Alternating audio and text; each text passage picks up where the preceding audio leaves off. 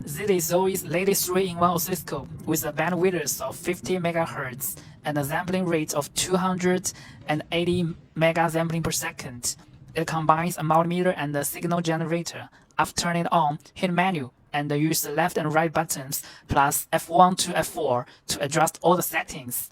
It also provides a 1000 Hz square wave output.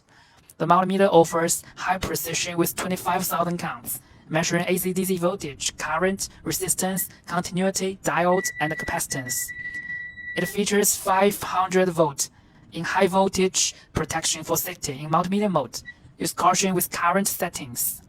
The 703S can generate 6 signal types: sine, square, triangle, half-full, and sawtooth with adjustable frequencies. Powered by a rechargeable 3400 mAh lithium battery, it supports up to 6 hours of continuous use.